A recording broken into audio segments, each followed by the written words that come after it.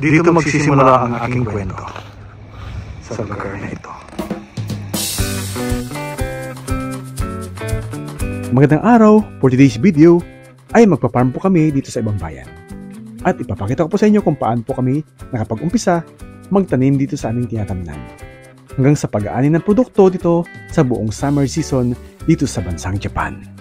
At i-reveal ko po sa inyo kung ano po ang sekreto ng ibang Hapon kung bakit mahaba po ang buhay nila dito. Ito po si Leo Rosales at ito ang aking A Day in My Life story. Ito po yung libangan ko kapag wala po akong pasok. Kundi magbungkal, magtanim, mahirap din po dahil nga po manamano ang aking mga gamit. At dahil kauumpisa pa lang at wala pa pong pambili. Pero laban lang po sa hamon ng buhay. Dahil nga po dito, hindi lang po ito ang trabaho ko. May regular po akong trabaho sa araw-araw. Aking ginagawa mula Monday hanggang Friday. At ginagawa ko lang ito sa araw ng Sabado at Linggo. Napakalaking tulong din po, lalo na sa mga tanim ko dito, ay halos lahat ay nasa kantang Bahay Kubo.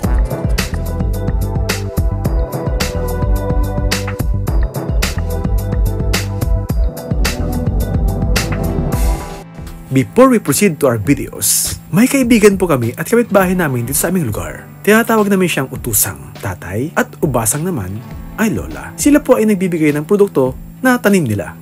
To make the story short, bagamat di nila kaya magtanim dahil sa edad nila, ay ibinalik na nila ang kanilang sakahan sa may-ari nito. At ako naman po ay nagka-interesado.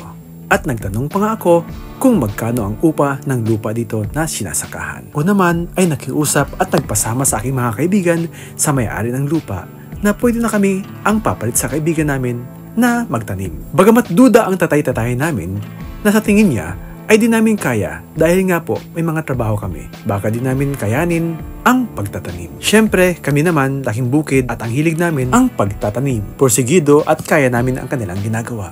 Mayroon po kaming sinasakahan dati, kaso malayo po sa aming bahay. Ito po ngayon ay malapit po sa amin. Kaya po, pumayag ang may-ari na kaming ibang lahi ang pahiramin na walang kapalit na bayad. Basta alagaan lang po namin at linisin ang lugar ng aming tataniman. Umpisa na po tayo in 5, 4, 3, 2, 1, let's go! Umaga pa lang. Abalang-abala na kami sa paglilinis sa napakahabang damo dito sa aming lugar na aming sasakahan.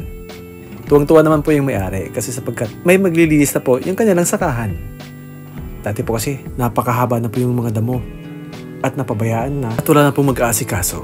Yung may-ari po kasi wala pong time na maglilinis dahil po malayo po sa kanila itong kanilang bakanting lote na taniman na ito. Ayan po at ako po yung nakagawa na po ng 5 plat. 11 plat po ang aming magagawa dito. At ngayon po ay malinis na, marami pa pong plat ang magagawa dito. Month of May hanggang April ay mayroon po kaming yearly 1-week vacation. Siyempre, mula umaga hanggang magdapit hapon ay full force po kaming pamilya na gumagawa dito.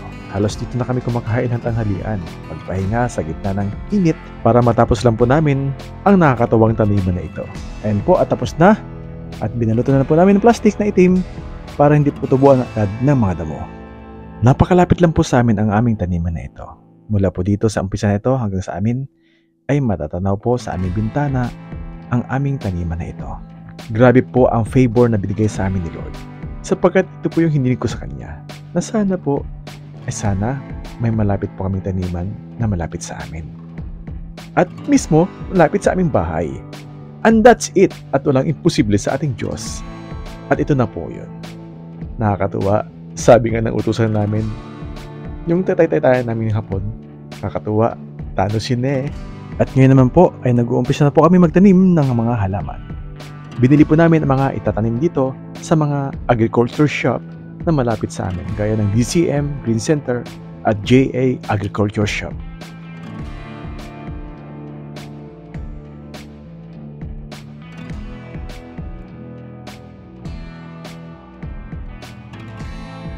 At halos po makompleto na po namin ang aming mga plot ng mga tanim.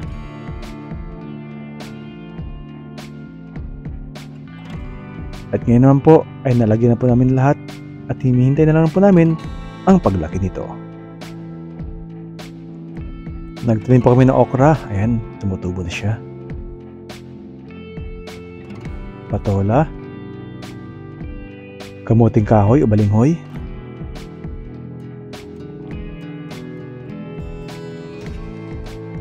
sitaw,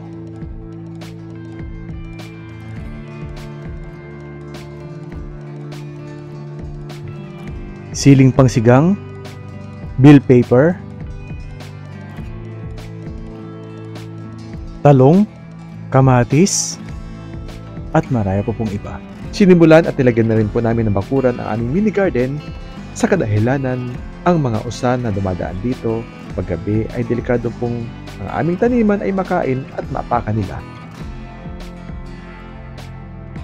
At bukod po sa bakod, ay nilagyan ko na rin po yung mga tanim na gumagapang kagaya ng sitaw, sigarilyas at patola. Ayan po at namunga na po ang aming mga siling pangsigang at patuloy po pong namumulaklak ang mga ito.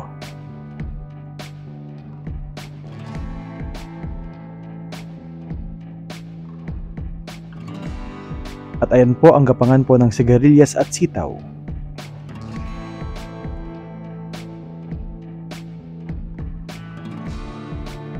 Nakakatawang pagmasdan yung paghihirap mo, yung nakabilad ka sa init ng araw. At ito na po, yung resulta. Patuloy pong lumalaki, gumagapang, at yung iba po ay namumunga na. Kakatuwa. Ayan po at nakakatawang pong pagmasdan. Patuloy pong silang yumayabong, at yung iba po ay namumunga na. Nakapakinabangan na nga po yung iba. Yung nakakatipid ka na sa pamimili, ngayon ay may sarili ka ng taniman na pagkukuhaan ng iyong isasahog sa pagluluto mo. At sobra pong dami ang bunga ng bell pepper namin. Nakakatawang pagmasdan, guys. Grabe po ang blessings galing kay Lord. At ang mga kamatis, napakaraming bunga. Dito po sa Japan, kung gusto mo na magkaroon ng ganito rin, sa bansang ito, kung gusto mong magsaka, ay may nirentahan naman na taniman. Isang buong taon, basta pumunta ka lang sa City Hall sa inyong lugar dito sa Japan at ikaw ay pahiramin ng may kaukulang bayan. May mura at mahal, depende sa laki at liit ng inyong tatanimang lugar. O kaya naman may mga kaibigan ka dito na yung hindi nila sinasaka, pwede mong hiramin. O kaya may mga kaibigan ka o kakalalang hapon na may malaking sakahan na di nila kayang okupahan. Pwede kang makiusap na pwede kang magtanim. Basta linisin mo lang yung lugar na iyong tatamnan. At huwag pabayaan dahil ayaw ng mga hapon na ang mga damo ay pinapahaba dito. Sa kadahilanan ay pangit sa paningin nila at delikado na tirahan ng mga ahas o kaya ay magkasunog sa haba ng mga damo dito kung ito ay iyong pinabayaan. Nakakatuwa talaga. Sa sobrang tuwa mo, talagang mapapatula ka. Ako'y magsasakang bayani ng bukid. Sandata ay lakas, matapang sa init. Hindi natatakot kahit nasa lamig. At sa buong maghapon, gumagawang pilit ang kaibigang mga pala at iba pa laging nakahanda maging Sabado at Linggo sa pagbubungkal at sa paglilinang upang maihanda ang lupang mayaman. Ang haring araw di pa sumisikat, ako'y pupunta na sa munting sakahan na laging nasa hagap at tanging pag-asa ng taong masipag. Sa ating lupain, doon nagmumula lahat ng pagkain nitong aking pamilya. At kung sa ating magsasaka ng ating mahal na bayan, ang lahat ng tao, mayaman o duka, sila'y umaasa sa pawis nila't gawa. Sa aking paggawa, ang tanging kong hangad, ang ani dumami na para sa lahat. Kapag ang balanay may pagkaing tiyak, umaasa akong puso'y magagalak. At pagmasdan ninyo ang aking bakuran, inyong makikita ang mga halaman dito, nagmumula masarap na gulay, paunang pampalakas sa ating katawan. Ako'y gumagawa sa bawat panahon na sa aking puso ang taos na layon na sa bawat tao ako'y makatulong. At nang mabawasan ang pagkakagutom, ako'y magsasakang bayani ng bukid sandatay lakas. Matapang sa init, hindi natatakot kahit nasa lamig sa buong maghapon, gumagawang pilit.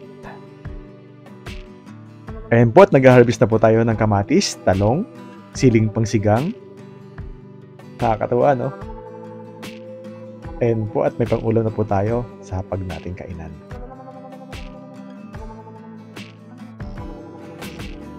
Napakaraming bunga, guys. May okra. Ayan po at pwede na pong pampinakbit. Salamat sa taong ginamit na ating Panginoong Diyos para kayo po ay makatanim dito. Nakakatuwa na po mag-harvest, lalo't nakikita mong hitik na hitik po ito sa bunga.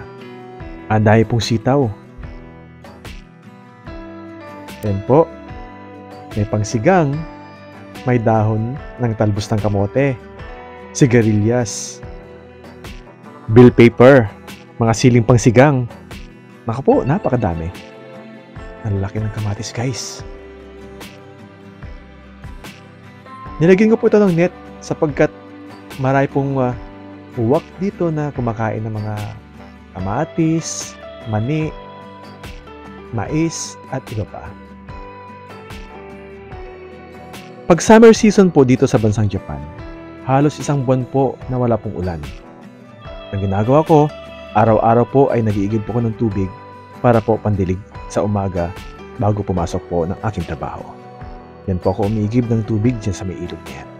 At pagsapit po ng hapon, uwian na po galing sa trabaho, ay nagdidilig naman po ng mga tanim dito na halaman.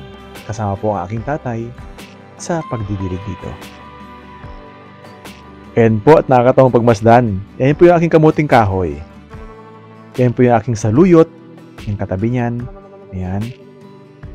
Malalaki na po silang pagmasdan. Nakakatuwa.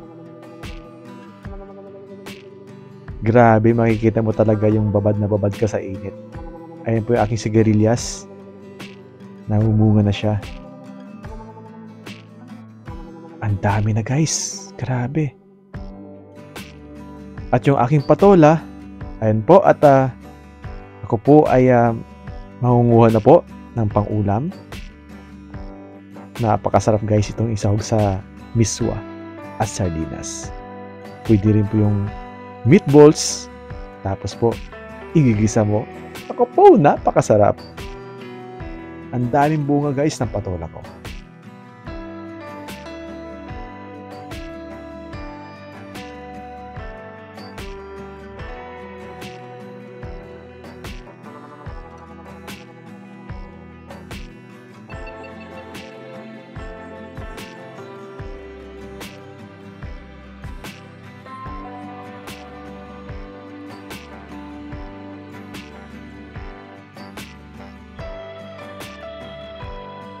Ayan po, guys, oh, ang lalaki.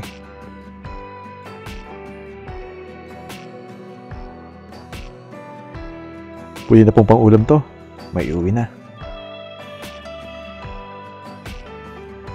Yung mais ko po, itininim ko po sa kasagsagan po ng init o summer season sa bansang Japan. Grabe po, guys. Namunga po siya kaso napakaliit. Pero, nung binuksan ko po ito, ay may kunting laman. Yung iba po ay wala pong bunga. I-try ko po kaya na magtanim sa susunod na taon na spring season. Malay mo, doon pa lang magkakalaman na ito. Hindi po kaya pag summer season, guys. Hindi po namumunga po ang mais dito kapag summer season. Yan po yung bunga niya at naman. Napakinabangan ng konti, ayan. At ang ginawa po namin binatog. Ang sarap-sarap o ginataang mais. Ayan po, may kondol din po ako. Pagkatapos ko po mag-harvest ng mais, yung baba po ng mais o yung tinanaman po ng mais, ang baba po noon ay mani. Ayan naman po, at may mani po ako nakatanim dito sa taniman ng mais. Ayan po, at ako po yung nag-harvest na po ng mani. Ayan po, at marami pong laman ang aking mani, kaya hinarvest ko po siya agad dahil may kumakain po at humuhukay dito. At ng aking bantayan ay ang uwak ang kumakain dito, di po daga. Kung sino-sino pong mga hayop ang kumakain dito na aking pinagbibintangan, kundi ikaw hayop na uwak ka talaga. Yung aking mga iniwang mani, dahil nga po ang babata pa, iniwan ko po siya para next na pag-harvest ko ay medyo matigas na. Kukunti na lang. Wala na po kong maani dahil nga po itong kagawa ng mga hayop na uwak na ito. Wala tuloy akong ma-harvest. Naubos na po nila. Kukunti na lang.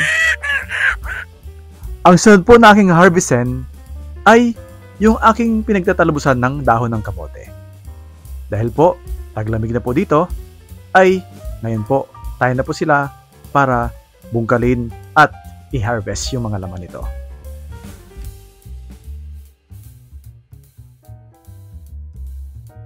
Ang lalaki ng laman guys. Pwede pong gawing kamote Q. O kaya gawing kamote price. Ayan po yung aking na-harvest na kamote. Ang lalaki at ang dami guys, no? Napakaraming blessings ng lupang ito na pinahiram sa amin. Ngayon naman po, ay mag-harvest naman po tayo ng cassava, balinghoy o kamoting kahoy. Samahan niyo po ako. Naku po guys, napakaraming laman at ang lalaki. At napakahaba. Napakasarap gawing pichi-pichi, cassava cake, suman, at iba pa pong luto ng cassava na ito.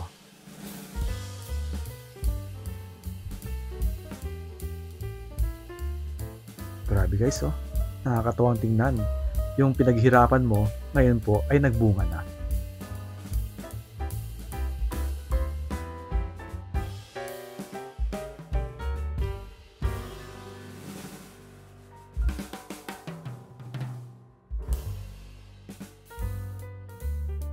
Nakailang beses na po akong kumukuha dito ng kamuting kahoy. Ngayon po, ito po yung panghuli sapagkat malamig na po sa lugar na ito ngayon. Ngayon po, ay iuwi ko po ito para gawing suman, pichi-pichi at iba pa.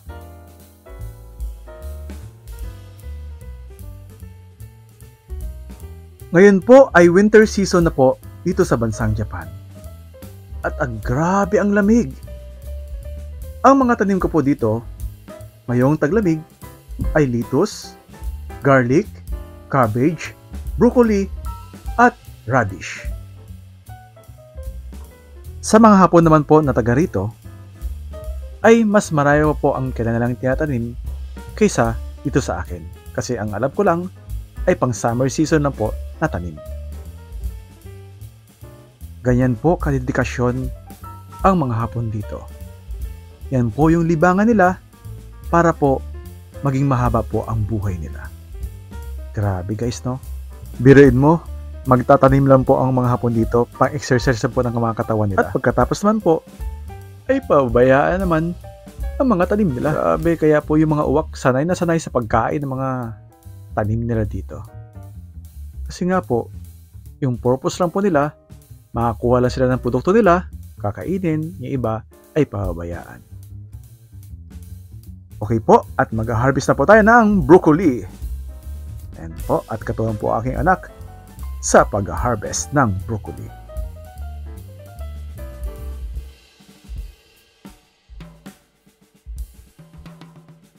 Yan po yung sikreto ng ibang mga Hapon dito kung bakit humahaba po ang mga buhay nila. Yung mga Hapon po dito ay napakahilig po magtanim. At yung iba po kahit matanda na ay nagbubungkal pa rin ng kanilang mga taniman. Para sa kanila, ito yung way na para igalaw ang kanilang mga katawan. Tapos, ang mga tanim nila guys, kapag nagkabunga, kumukuha lang sila ng konti. At ang iba ay kinakain na ng mga ibon na kagaya ng uwak. Kung kaya't kung bakit, sanay kumain ang mga uwak dito. Ito pala ang mga dahilan.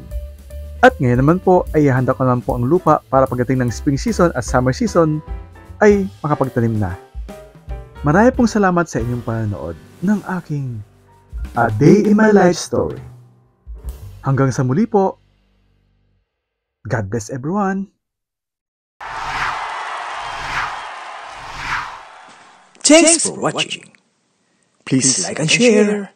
And don't forget to subscribe our YouTube channel and follow our Facebook page. Oops! Don't forget to hit that notification bell. Thank you. God bless everyone.